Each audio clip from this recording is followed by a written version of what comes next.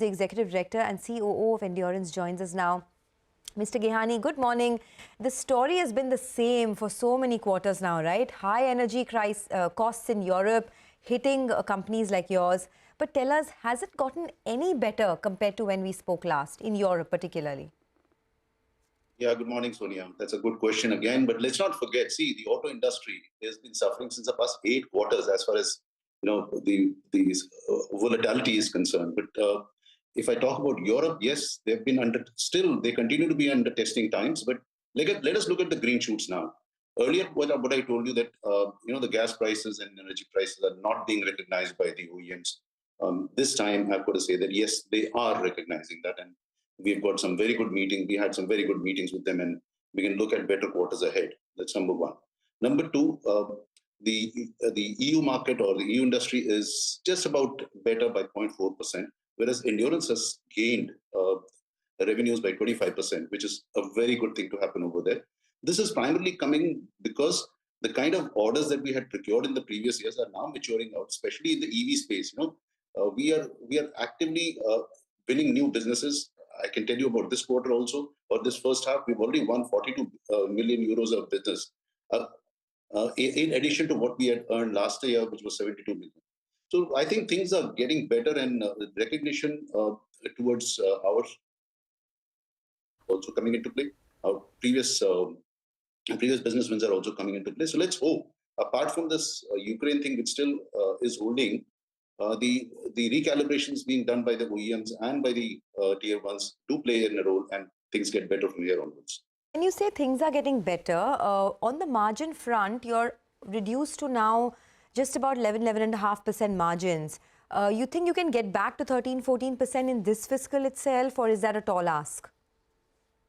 See, I don't see any reason why we should not be reaching to those levels, for a simple reason that now commodity prices are coming down. We know that the previous balance sheet, or the H1 has got an impact of commodities and commodities on the balance sheet. Now the prices are softening, especially aluminium alloy. So if that comes down, you'll see an arithmetical difference and an optical difference on the numbers as far as the margins are concerned. But otherwise also means we are getting into a better model mix. And that's what our key strategy has always been, to get into a new model mix where mixed models give you more revenues and higher margins. So this is what we are aiming at, and I think we are working well on our strategies. I see no reason why we can't get back to previous numbers.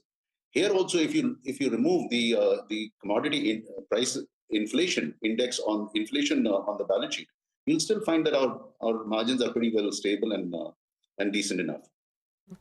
So, let's talk about the good part, right? We keep talking about the European business, which is under pressure, but there's an India business as well, which is a larger chunk, and that's doing fairly well. I mean, you had new orders worth 700 crores that you added in the first half of the year. Is this a run rate that you can maintain in the second half? Where are these new orders coming in from, and what's the visibility like for the rest of the year? Okay, let me give you a flavor. As you mentioned about new orders, last 5 years, I was just looking at the numbers this morning. Last 5 years, we have won businesses close to 5,000 crores. Now, obviously, the revenue increase is coming from the business which is maturing out over there. 700 crores of orders booked in this year is a very positive sign. That means new businesses are walking their way towards Endurance. And primarily because, the configuration of the vehicles are changing. We have won major orders in brakes. We've got die casting orders, which we are getting into high-end machining and big castings from our customers.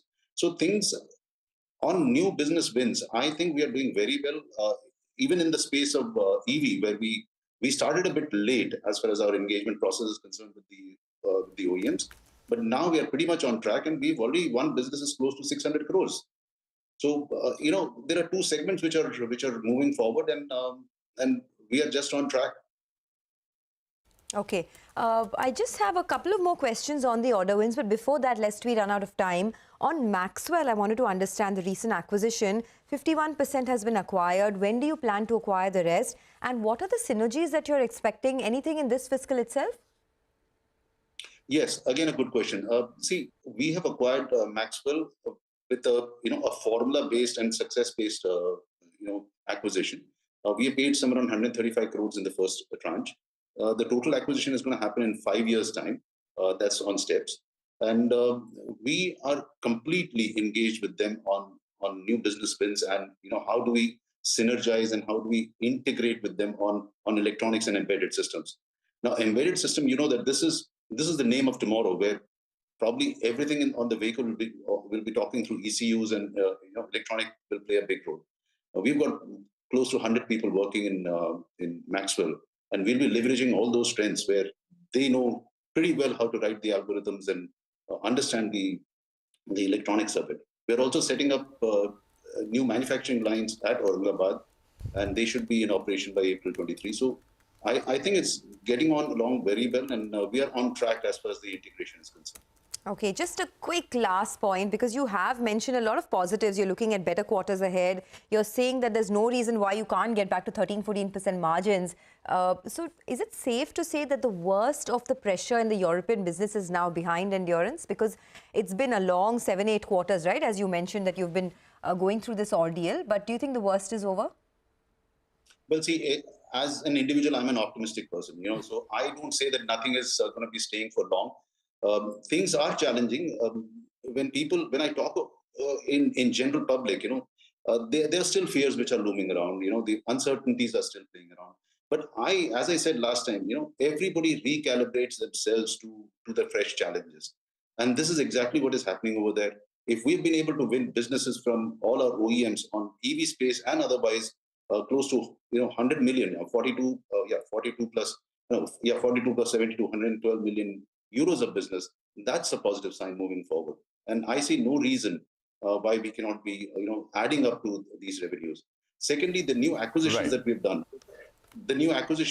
they're clearly in the space of aftermarket. That means we want to grow our aftermarket business also over there. Right. All right. Thank you very much for joining us. It's a pleasure, sir, and good luck with that view. I mean, it makes sense to be optimistic